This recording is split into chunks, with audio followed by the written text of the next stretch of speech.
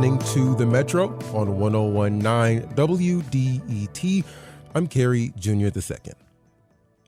Can science and religion coexist? Might they be able to do even more than that? Can the two belief systems play off one another? Brother Guy Consolmagno believes so. The man known as the Pope's Astronomer works at the Vatican as both a scientist and a practicing Catholic. And he makes it his mission to talk with people around the world about the ways that science and religion complement each other. And for our purposes, he's also from the metro area.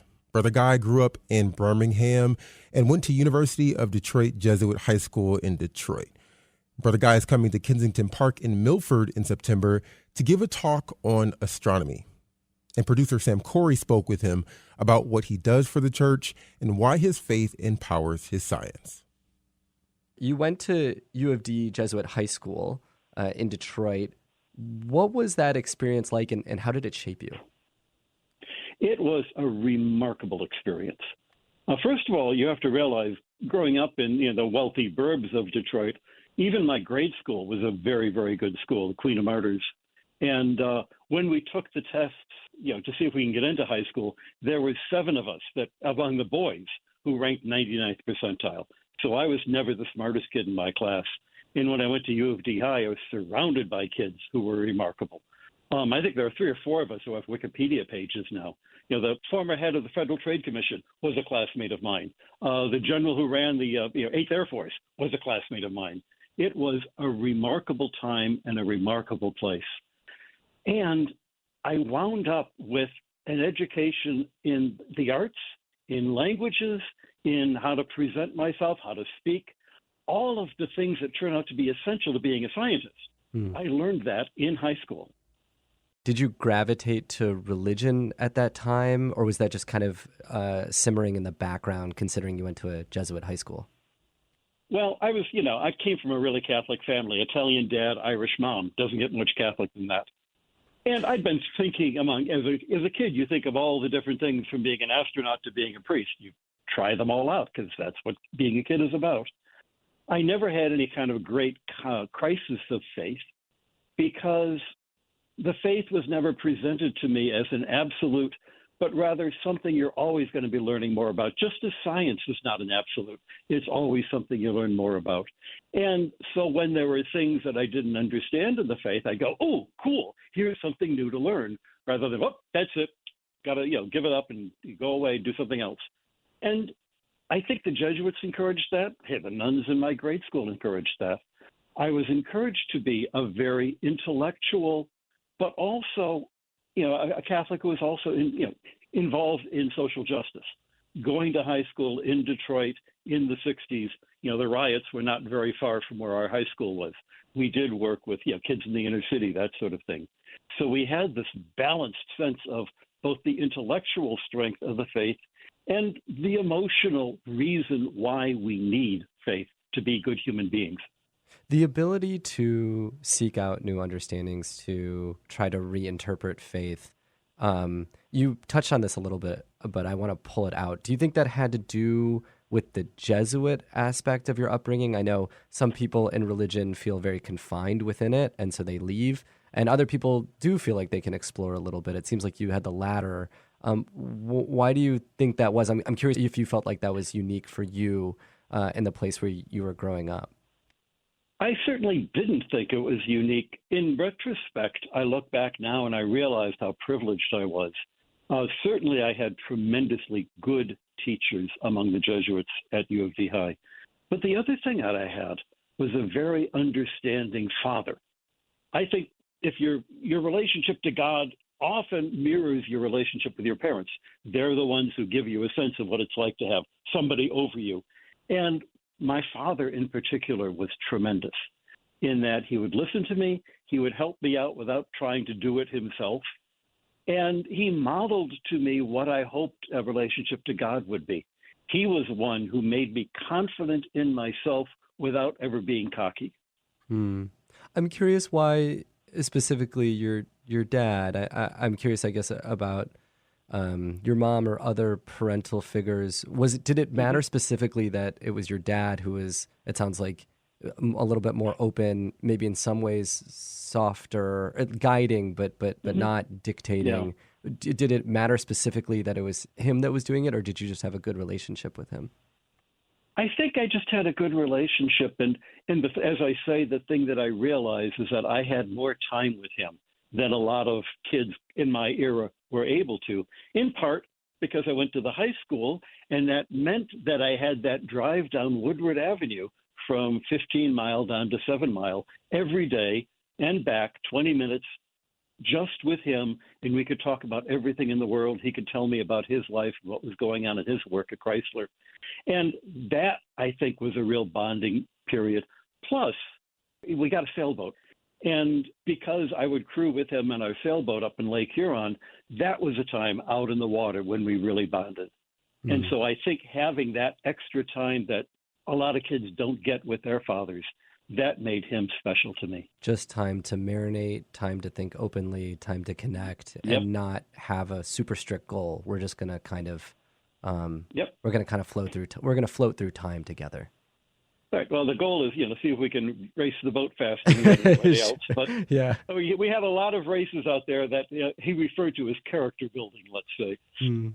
Mm. So you're an astronomer. You're known as the Pope's astronomer. You work for the Vatican. Tell me, what is your work like? I imagine this is a really unique space to be in. It's wonderful. I got my doctorate in astronomy back in 1978, and I worked as a professional astronomer for about 20 years as a postdoc or as a professor. When I decided to join the Jesuits, I thought, well, I'm just going to be doing teaching from now on. The Jesuits have places like U of D where I could teach. But instead, they said, no, you've got this research background. Under obedience, you must go to Rome. Well, how could I say no? I couldn't because I took about obedience, but still, it was great. The great thing is I was given the instructions, do good science, and that was it.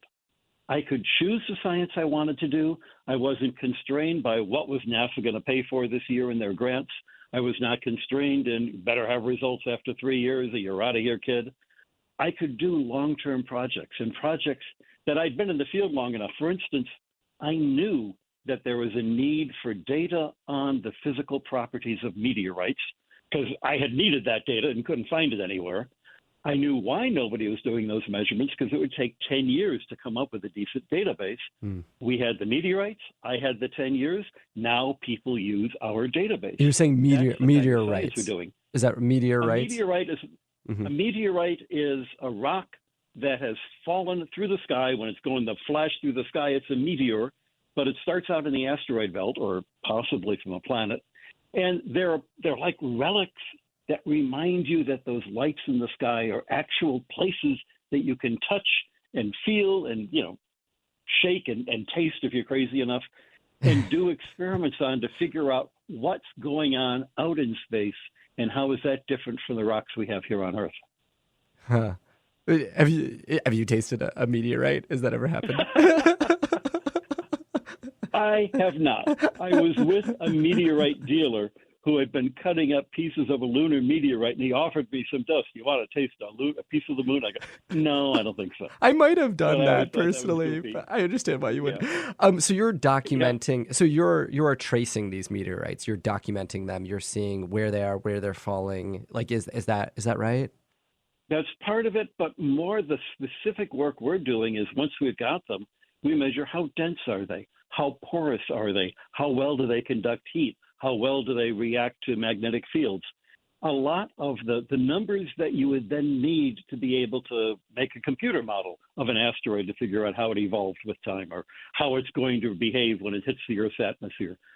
To be able to make these calculations, you've got to have some raw data. We provide the raw data. And what does that provide to the Vatican? Like, why do they want that? What is their interest?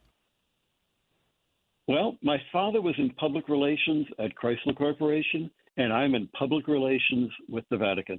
My job is to remind people that the Vatican loves science, supports science. It's not afraid of science.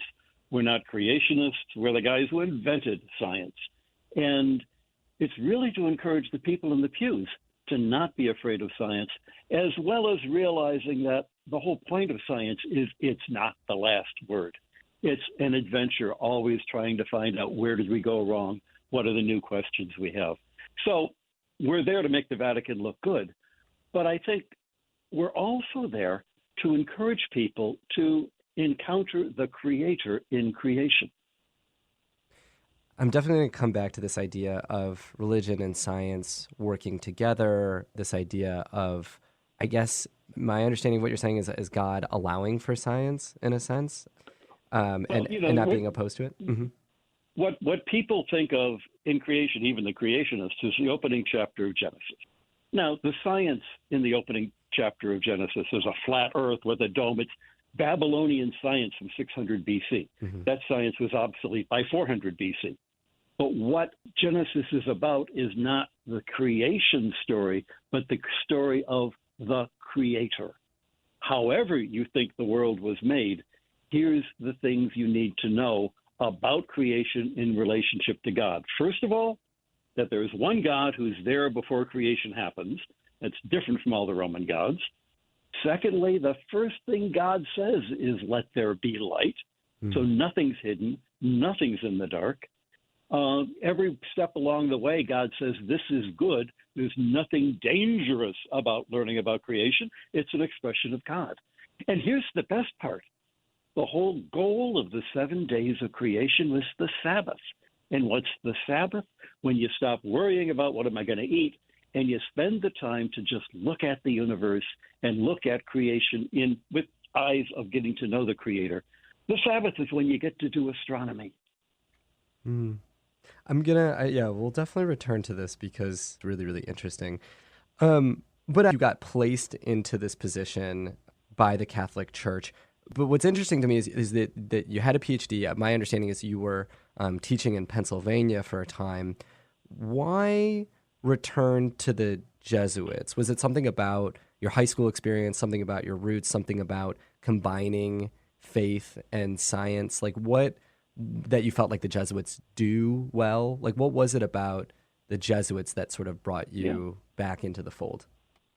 Well, it's, of course, now that I was ever out of the fold, I was practicing Catholic all along. But here's what had happened. By the time I was 30, I was a researcher at MIT. I was in the big leagues. I was a utility infielder, but I was in the big leagues. And it wasn't enough. There was something missing.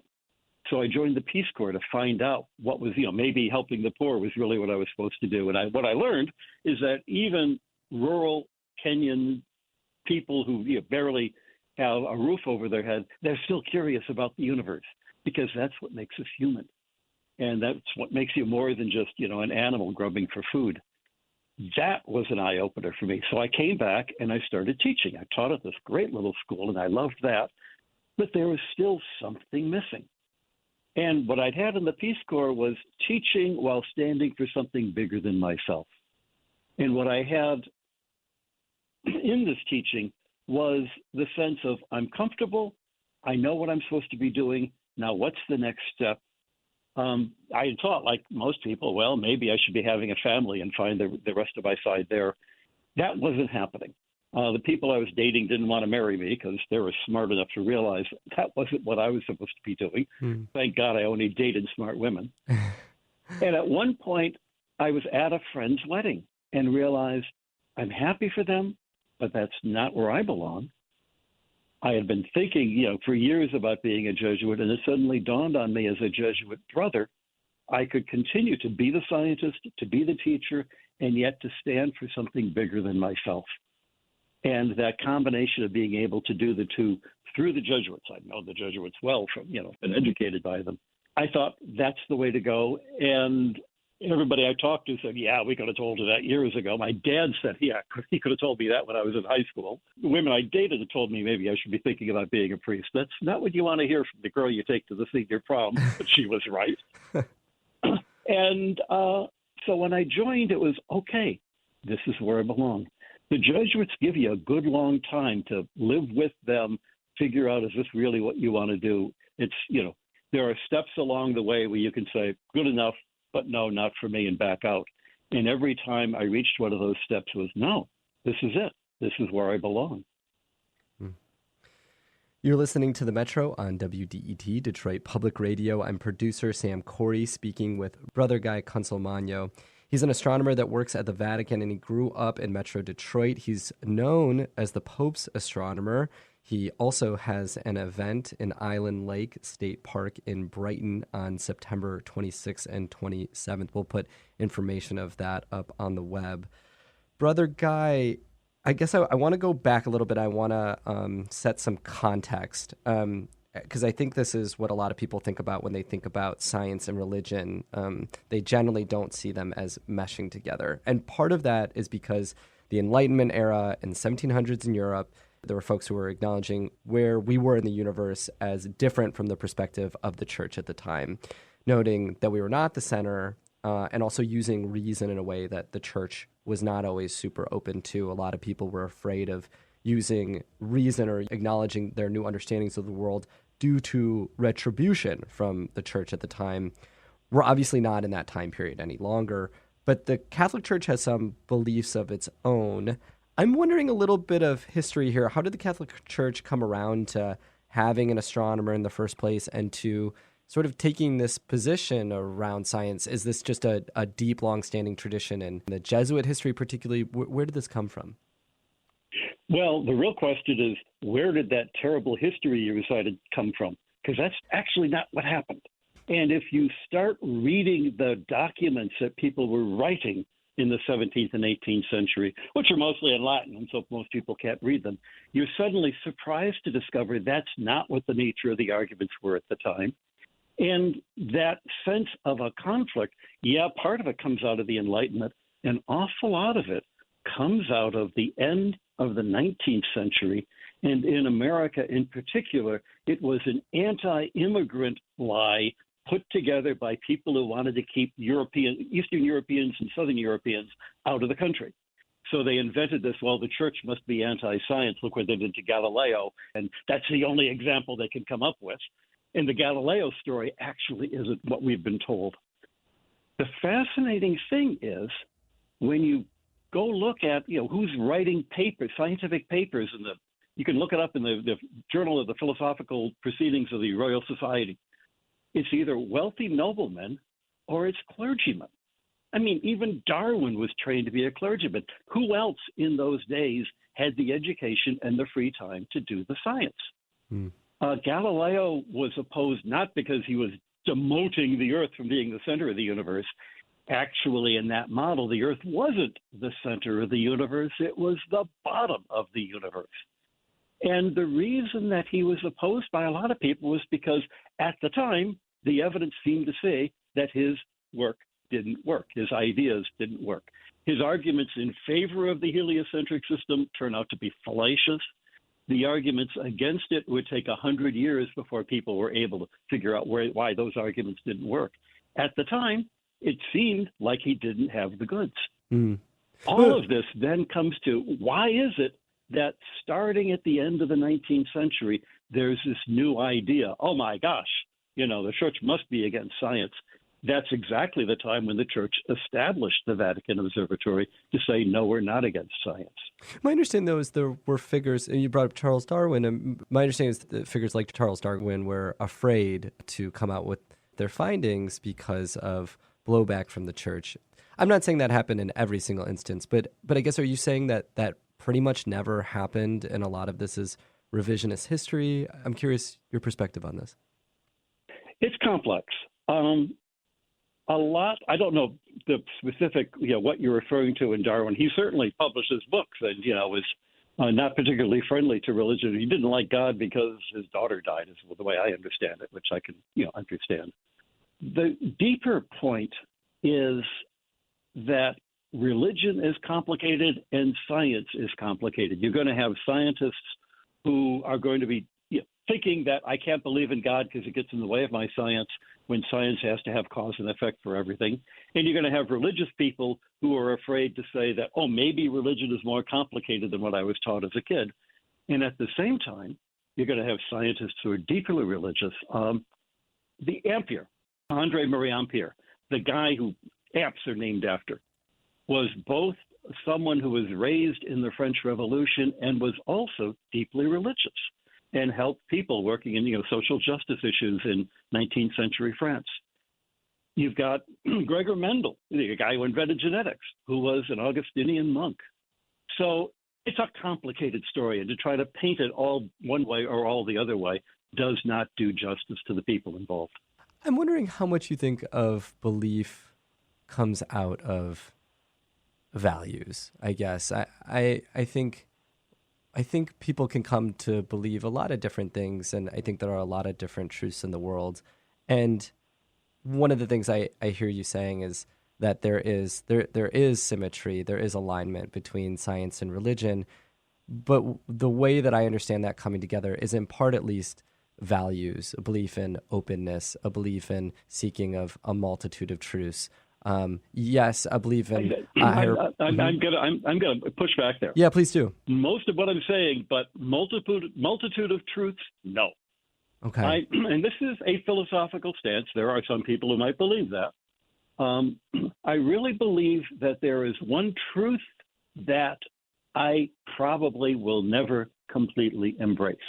So what there are a multitude of ways of trying to describe the truth that will be misinterpreted in ways that seem to contradict each other, or which in our expression will show up the shortcomings of our expression. And that's why you need to have a lot of people trying to describe it in a lot of different ways. Now, John Paul II, in an encyclical he wrote 20-odd years ago, talks about, on faith and reason, talks about faith and reason as the wings that bring us to the truth. And that sounds very pious and very pretty until you realize what he's saying. First of all, that faith and reason are equals. This is a pope saying this. And secondly, that the goal is not faith. The goal is not reason. Those are the tools. The goal is truth, and we need to be approaching truth because we ain't there yet. So if I understand you correctly, there's the highest possible truth, and what you're trying, the most complete truth. And what it sounds like is, we're probably not going to get there. That's like a higher power of knowledge. So I guess that leaves the question of what are we doing here now, both believers and non-believers, when we're grappling with what we think is truth or getting us closer to truth? Is it all just trying to get us a little bit closer to that point? Like, what are we doing? Yeah. And I'll go back to actually the point of your statement, which I think I do agree with. That values, that in some innate way, we may not have a perfect compass for what's true and what's not, but we do have a sense of when something isn't right. And something not right, not just in the sense of not being true, but also in the sense of not being moral, not being appropriate, not being good. And those are the compasses that we use, and maybe triangulate, because you've got different people in different parts of their lives, each seeing a different direction to the truth. And by seeing where everybody else is looking, you have a sense of maybe the truth is over there and not the opposite direction. We're human beings. And the way we actually reason, I think, this is my experience as a scientist, is you have a leap of an insight, and then you go, yeah, that sounds good, but is that really true? Now I've got to go back and see if I can trace a series of much more reasonable steps to bring other people to where that insight led me. But it starts with the insight. It starts with, not that I've come to a conclusion because of all my reasoning, but rather having seen that conclusion, I'm going to see, can reasoning get me there? So what are your compasses? What are your guides? In some cases, it's a matter of elegance and beauty, both of which are impossible to quantify. You know the old joke about what's a millihelen? I don't. I'm not familiar. Go ahead. Yeah. Well, Helen had the beauty that could launch 1,000 ships. So a millihelen is the quantity of beauty sufficient to launch one ship. Yeah, it's a joke. There's no such thing. You cannot quantify beauty that way. And yet, when you have been around beauty, when you have been around love, when you have been around elegance long enough to be able to say, this feels right. But it means that you have to be, I think, helps if you've been brought up in a home that has beauty in it, that has love in it. an environment that has beauty and love in it. That's why, in some ways, having a gloriously beautiful cathedral in a slum is really important, because the people living in the slum need to be able to go someplace where they can see something better than the slum they're living in. Where does the Bible sit in all of this for you? I know that some scientists are wary of it because they're like, these stories, man, these can't be true. How do you work with the Bible? What does it mean to you? What are those stories telling you? I remember once an interviewer asked me, so why didn't God, if he was going to tell us about creation, why didn't he tell us about the Big Bang, in Genesis 1? Mm-hmm. And my answer was, if you had tried to read today's theories of the Big Bang 100 years ago, you wouldn't be able to understand them. And if you were to read them 100 years from now, they'd look ridiculously naive, because I'm hoping in 100 years we'll understand creation even better than we do now. That means that science is a moving target. And what Scripture gives us is poetry, because poetry can be eternal, whereas the equations in my physics book aren't. You can use the copy of Shakespeare that your grandfather used in high school, and it's still the same Shakespeare. But you'd better not be using the biology book that your grandfather used in high school. They're different kinds of knowledge, in the sense that what grows when you read poetry grows inside of you, not on the page. And your own life experience allows you to read more and more into poetry to say, now I see what they were talking about. Scripture, in that sense, is poetry. It contains truths that mere literal words couldn't possibly contain. And that's, if you're going to talk about God, you'd better be talking about truths bigger than what any particular human language can contain. Yeah, I mean, I guess that's literally what I was thinking about, was like, when I read a lot of religious text, it kind of points to that of the ineffable, the something that can't be described in language. It is beyond. But I guess, so then where does... Of course, if you want the ineffable, try reading quantum physics. Okay, I mean, yeah, that's exactly where I was going. It was like, well, where does reason sit there? Because reason, especially of that high level of quantum physics, which, I certainly don't understand, is stretching in that direction as well. It starts to go beyond maybe our literal understanding of the world. Is that fair? I'm reminded of, I think it was John von Neumann, the mathematician, who said, you never understand mathematics, you just get used to it. And I think you also see that in a love relationship. You never understand your best friend or your spouse or even your parents. You get used to them, and yet you're always prepared to be surprised to see new things. I love the universe, and my science is my way of making love to the universe. Coming up, we'll continue this conversation between Sam Corey and Brother Guy Consolmagno about science, religion, and his relationship with the new Pope. You're listening to The Metro on WDET. Stay right there.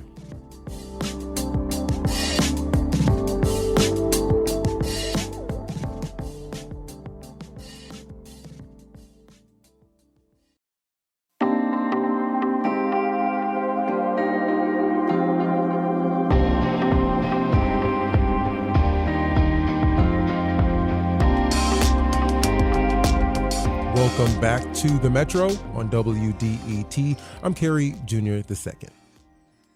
Brother Guy Consolmagno is a Jesuit brother, a planetary scientist, and he directs the Vatican Observatory.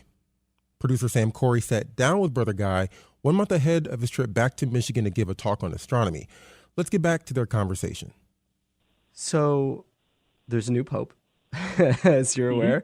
You're the Pope's astronomer. This pope is from Chicago originally and went to high school in Michigan, though, also. Of course, you went to high school in Michigan at U of D, Jesuit.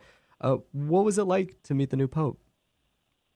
I only met him briefly, and what's interesting is my term as the director ends in September, but I will stay on, of course, at the Vatican Observatory. I came on as director soon after Pope Francis had been elected. So in that sense, I'm sort of a creature of Francis. And he knew me, and we had a wonderful relationship.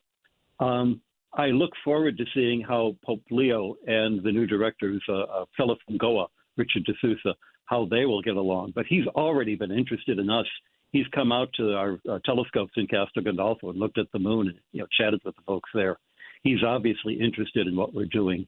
I'm thrilled at the steps he's taken already to, first of all, be his own person, because, oh my gosh, Francis is a hard act to follow. Mm. And also the way that he's not afraid to put his own Augustinian stamp on the way you look at the world, the way that St. Augustine describes in The City of God, the way that his relationship with the universe is, which is good and valid and interestingly different from the Jesuits in ways I'm not even sure I could put into words. But it's good to have more than one set of eyes looking at the universe and looking at our relationship between the universe and God. So I'm very, very delighted. The only problem I have is that he's a White Sox fan, but And presumably you're a Tigers fan? I actually don't know. Absolutely. Yeah. Okay. Absolutely. How you mentioned Pope Francis, and certainly I think he was a really big force in Catholicism. How did Pope Francis shape you and shape your work? Well, first of all, by being a Jesuit, when he would talk about religious things, he would use language that we Jesuits understood. And it's important to accept and recognize that every religious group within the church has its own terminology, has its own sort of assumptions about how you look at the universe. So that was an immediate bonding. Soon after he was elected Pope, he came out to have lunch with us at Castel Gandolfo, and I'd had meals with him at other times when I was visiting the Jesuits in Rome. More than that, he recognized me. When I would walk into a room, his face would light up as, I'm the guy who's running the observatory, and I'm probably not going to be asking or bringing problems to him, which might have been nice. But the real moment that touched it for me, I mentioned my father. In 2018, my father died at the age of 100. It was 2 days before our summer school was going to have an audience with Pope Francis. Pope Francis walked into the audience hall and came to me and offered his condolences before starting the audience. And I've never forgotten that. I want to step back and talk big picture a little bit, because you were talking about people anywhere, everywhere, in a sense, being gripped by religion or by faith. They're wanting, yearning for something higher. In the 90s in America and into the 2000s, there was definitely a lot of intellectuals that were pretty anti-religion. Richard Dawkins is one of the more famous people, but there were others as well. The attendance of religion has gone down, or religious services has gone down. And now there's some evidence that younger people are gravitating more to religion, and particularly they're attending more religious services. But I'm wondering, from your perspective, why you think people are attracted to religion. You sort of talked a little bit about your childhood and being at U of D Jesuit, and it seemed like having kind of like the anchor of faith, and then also the ability to then maneuver within it, or try to figure out different strands of reason and trying to understand what science could offer. But I'm wondering that faith aspect, like what you think it is about humans that seem to be drawn to that. There's a couple of things going on. First of all the so-called new atheists are a bunch of elderly white males. And being an elderly white male myself, I've got nothing against them. They're mostly British, too, and I think there's a thread in Britain that's having an established church does not do church any good. One of the things that had come out of World War II was, for a while, the sense that religion and science had won the war against the evil Nazis. There's a lot of truth to that. But by the 60s, people were beginning to see both the flaws in religion and the flaws in science. Hmm. What the new atheists did for us that was good was it took that idea of rejecting religion entirely to its extreme, so that in someone like Dawkins, you could see, if that's what I'm going to wind up being by being an atheist, maybe that violates my sense of right and wrong too, That's not the answer either. There are a lot of problems in religion, but rejecting religion doesn't get rid of the problems. That's the bizarre thing. If there's a good God, why is there evil in the world? Great question. Rejecting God still leaves you with the problem. Why is there evil in the world? And you realize that a simplistic idea of God can be rejected if you then allow yourself to have some kind of basis on which you can stand to be able to reach towards something maybe just beyond your reach. Well, I know I gave you a lot in that question, but you brought up something, and I just want to ask about it, which is, I think the pushback, though, further would be, well, it's a benevolent God, right? Or at least if one were to believe in a benevolent God and then you still see evil, why is that? Mm-hmm. And so if you took away the benevolent God, then I think that actually would answer the question for some people. It's like, well, okay, so they would say that there is no evil and everything is evil. And that doesn't seem right either. Because the opposite twist is, if there is no God, why is there good in the world? Mm-hmm. And there's, the famous philosopher Risa Maritain used that as her reason for believing in God, that the experience of seeing good people and people doing good things makes her believe that there is good in the world, and therefore there must be, in some sense, that kind of God. To me, the best way of understanding it is to see evil not as an entity, but the absence of a good that ought to be there. And in some ways... Can you repeat that? Can you repeat that? Because that just kind of struck me. Evil is not an entity in itself. It is the absence of a good that ought to be there. It's a shadow where there ought to be light. And frankly, the more light you have, the sharper the shadow is. So the fact that you see evil clearly means that you're actually in a pretty good state, because you're able to see the outline of evil. If you can't see a difference between good and evil, then it means that there's very little light there. I think that's hard for some people because the feeling is so bad. I give the example, which I think only nerds will follow. You're in the right place. Okay. So if you've got a wire, you have the equal number of protons and electrons, and the electrons are all shooting down the wire, and it gets electric current flowing. Current is the flow of electrons. In a semiconductor, you remove one of the electrons and you're left with a hole. And you can set things up so that hole appears to move in the opposite direction. And you do the mathematics rather than describing a zillion electrons moving one way. You say, let's pretend there's a thing with negative charge and negative mass moving in the other direction. It looks like a thing, when in fact it is the absence of the electron that ought to be there. Too nerdly for you? It was a little bit. Can you? So you're saying because I know the metaphors we're playing with are evil and good here. If you have somebody doing an evil thing, stealing something, stealing $1 million, you have to ask, what is it in them that's doing it?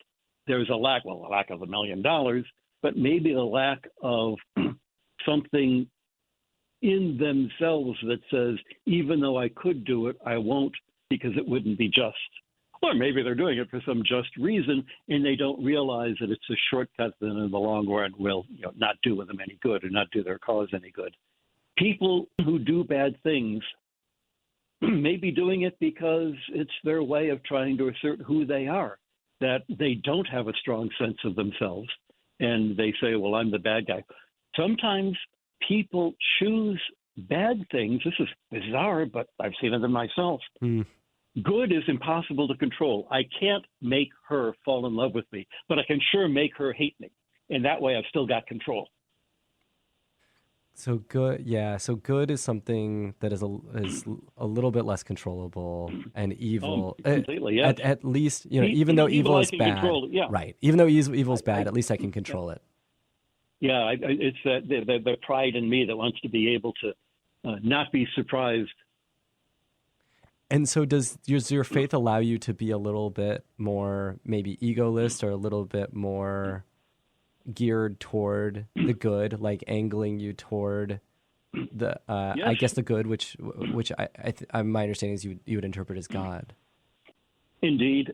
And I'll go back to a famous phrase of St. Augustine, that I'm incomplete until I am sitting in God, until God is with me. the egotism that that is a problem is because my ego is incomplete. But when I fall in love with somebody, that helps me make me more complete. When I fall in love with God, that helps make me more complete. And so I guess going back to my original question, I wonder if there's part of the answer there, which is people gravitate towards religion and faith because they want to be good. They want to be completed in that goodness. And there's another thing going on as well. We don't do science in our basement by ourselves. Some people will try, and it's, I get their emails every week.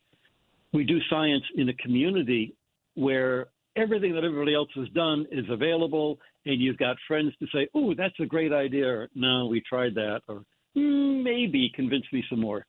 I think having a religion gives you that community of people to encourage you when you need it, to support you when you've got a great idea, to support you when you haven't got a great idea and you need to fall back on something. We tend to fall back on our religion in bad times, when you've lost a spouse, when you're dealing with a crisis in your life, but also in the especially good times when you've got a child that you want to welcome into the world and praise God for the fact that this child now exists. That community of people gives you a baseline, gives you some place where you can start from, gives you a system that, seems over the last few thousand years more or less works, with times when it's screwed up, but then those are measurable times and you can see, that's why it's screwed up. That system allows you to then be yourself. When I'm a scientist, I'm alone sitting in front of a computer, but I've got this whole community of scientists who I'm going to be reporting to. When I'm in a church praying, I'm by myself, me and God, but I'm in a church that was built by people who were there long before I ever showed up. Is that important for the faith, or is it important to keep the faith, having people you around? You need to have somebody around to make sure the next generation has that church, and not just the building, but including the building. Brother Guy, I want to sort of conclude by maybe a lighter, easier note. I'm curious what your favorite constellation is. Oh, it's like asking a parent who their favorite child is. That's acceptable answer too. It's every time I go outside and look at the stars, I'm immediately struck. Oh my gosh, they're beautiful and they're different, and they remind me of a universe so much bigger than what I'm worried about this morning. They also remind me of my dad telling me about those stars, about the teachers I had at MIT who told me of the science behind those stars, about the time when I did this bit of research on that particular dot of light. There are all of these different layers that go into going out and looking at the stars. And every constellation out there has a different story. That was Brother Guy Consolmagno, scientist at the Vatican Observatory. He's known as the Pope's Astronomer, and he will be speaking at Kensington Park in Milford to give a talk on astronomy on September 26th and 27th.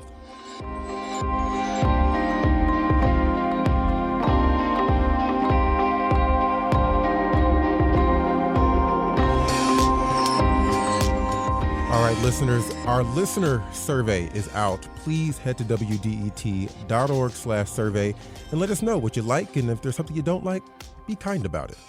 Again, head to wdet.org/survey. It's how we know what you like, how we add new programs like the Metro.